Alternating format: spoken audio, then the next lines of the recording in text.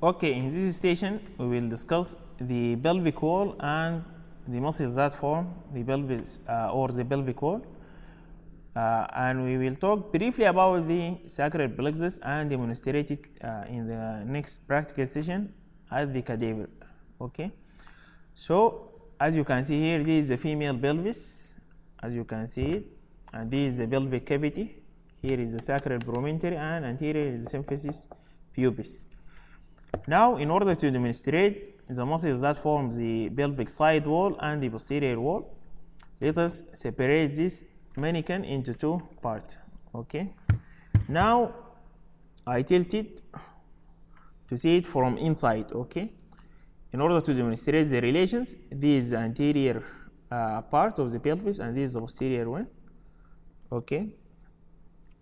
And this is the inner part of the pelvis. Okay. You are seeing now directly the pelvic side wall. This is called the pelvic side wall, and this is the posterior wall because this is the sacrum. Okay. The pelvic side wall actually formed of this muscle. The upper one here, it is called the obturator internus muscle. This muscle is the obturator internus. It arises from the obturator foramen here around the margin, and it's covered in the cadaver by a thick fascia. It's called the obturator fascia. It leaves superiorly this foramen. It is called the obturator foramen. As you can see here, this is the obturator nerve and vessels. Okay, this is obturator nerve and vessels. Now, the obturator internus will exit the pelvis through the lesser sciatic foramen, this tendon, and it will be inserted into the greater trochanter of the femur. Okay, these muscles anteriorly, you can see it's called the levator ani muscle. The levator ani muscle is a compound muscle that forms the floor of the pelvis. It originates from the pubic bone and from the ilium bone. Okay, from the ilium. From the pubic, it's called the pubic-coccygeus because it takes an origin from the pubic and inserted into the coccyx, pubic-coccygeus. Okay, and from the ilium, it is called iliococcygeus muscle, pubic-coccygeus and iliococcygeus muscle.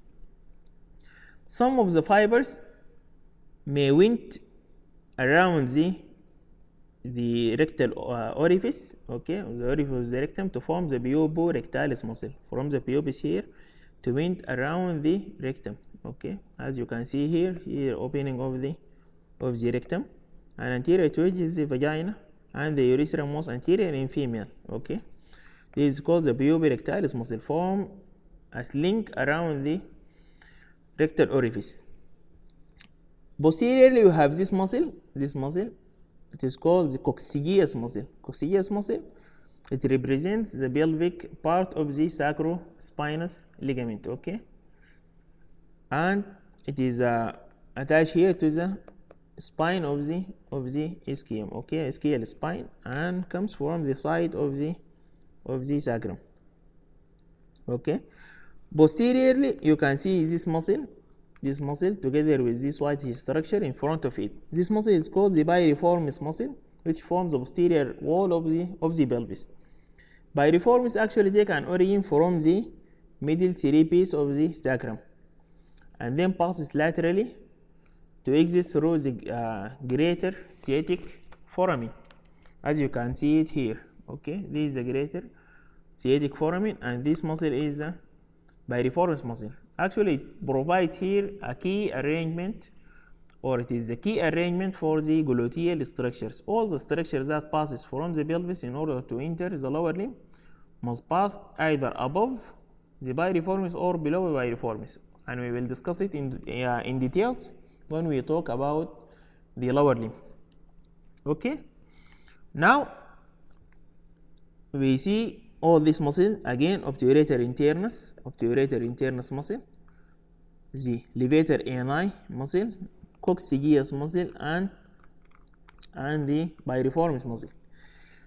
Okay, the Biliformis actually will be inserted also into the greater trochanter of the femur.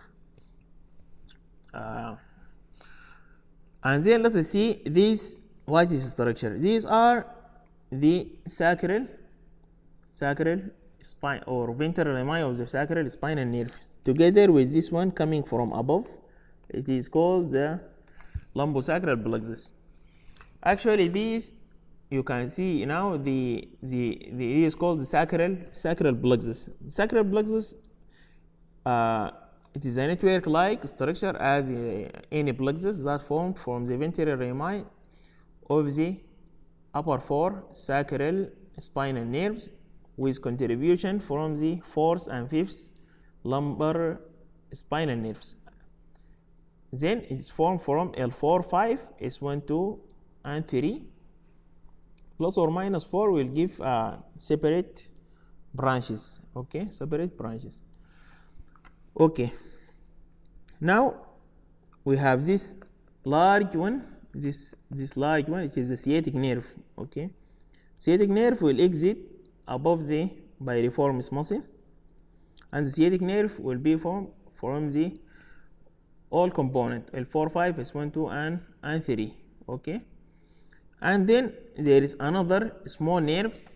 We will discuss all of it at the cadaver level when we study the medial sagittal section of the pelvis.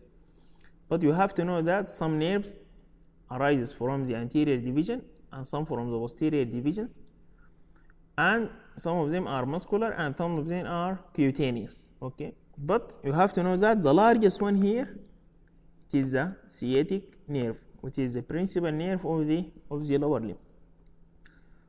We will discuss the details later on in the next practical session, inshallah.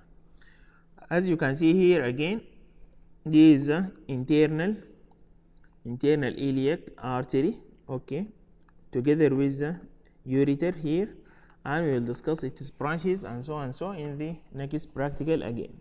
Okay, by this we conclude our first practical session, and see you next time, inshallah.